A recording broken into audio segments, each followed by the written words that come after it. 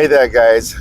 Good morning from a cold and chilly New Delhi, and I'm on my way to the airport to catch my first flight of 2025.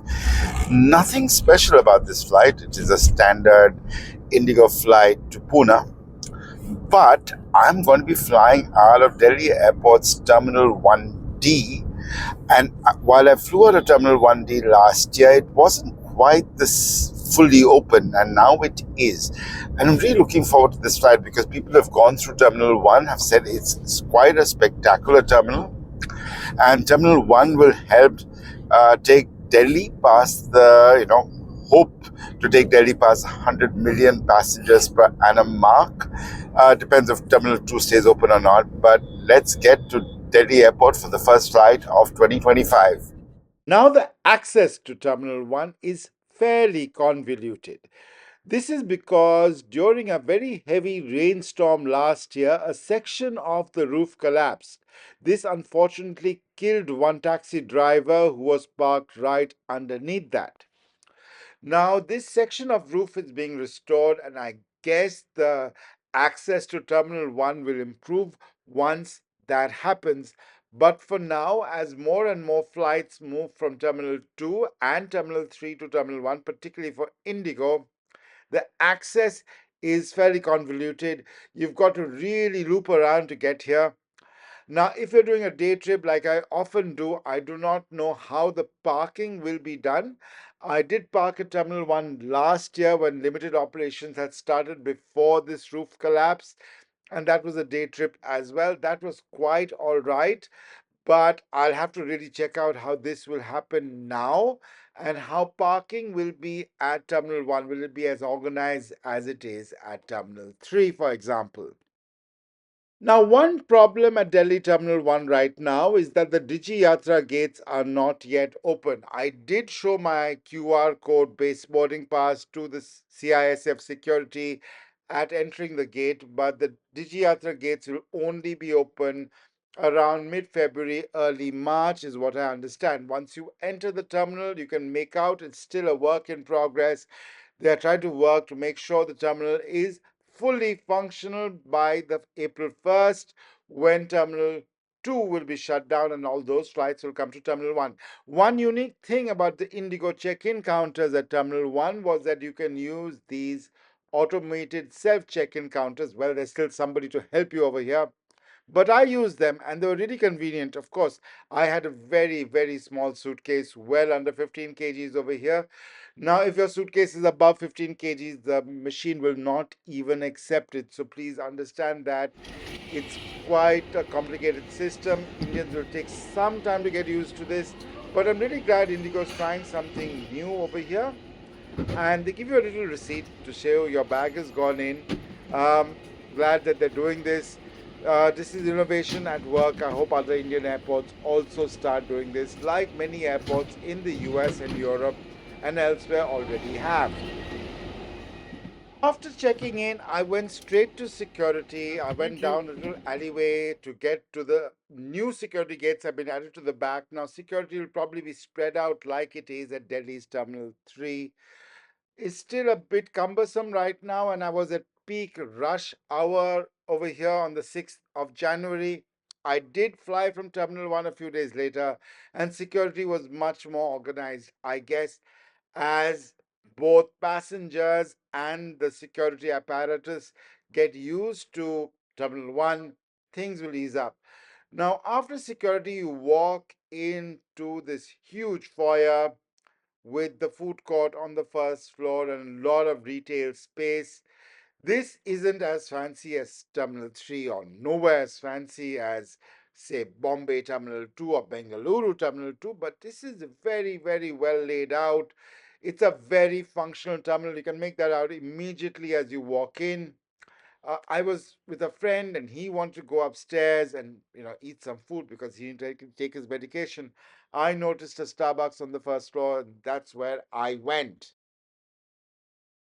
First impressions of T1D, really impressive. And well, after I wear a cap, my head really does look like that of a 46-year-old.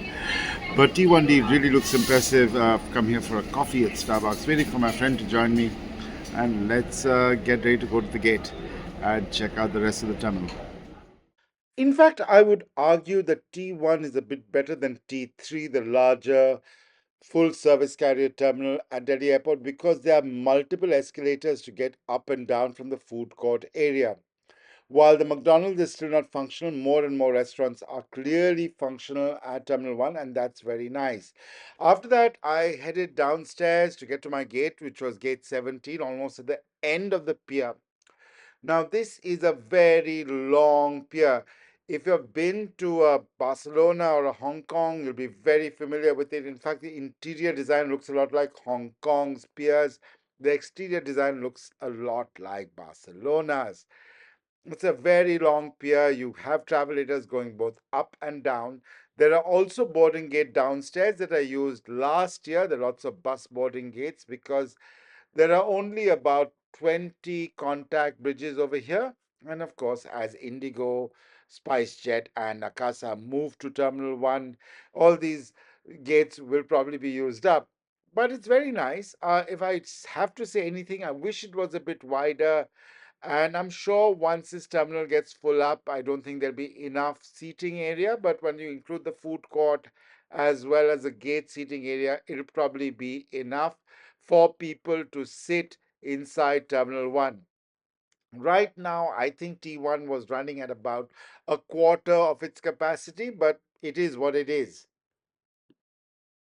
As you can see as you walk down, there are enough washrooms for passengers, some food options and store options as well. Unfortunately, if you are a smoker, you have to head back to the food court and main foyer slash atrium area if you want to have a smoke. Otherwise, for everything else, this long pier is more than enough. And by the way, while I call it a long pier, it is nowhere as long as the domestic or international piers at Delhi's T3, which is far longer. So if I was to get to gate 19 or gate 20 over here, I wouldn't have that much of a hard time.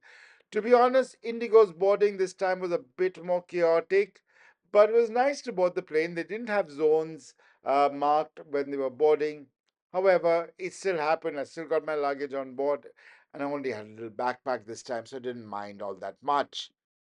So I boarded Victor Tango India Lima Charlie, a less than 1 year old Airbus A321 252NX, which is going to be operating 6E318 to Pune Airport. Pushed back a little ahead of time. In fact, first I noticed the SpiceJet aircraft sitting on the ramp. The SpiceJet Express, that's their cargo operation, 737, didn't have its engines on. Afterwards, I actually noticed the A320 of Cambodian Airlines Sky Anchor operating for SpiceJet. SpiceJet uses these wet leased A320s to operate their international services mainly to the Middle East. While we were taxiing to the threshold of runway 28, I noticed everything came to a stop. There was a ground stop at Delhi Airport. I looked out of the window and what do I see? I see the Indian Air Force Boeing 737 BBJ. It appears that the Prime Minister Narendra Modi was going somewhere that day, and because of his VIP flight, there was a ground stop at Delhi Airport. It wasn't too long though.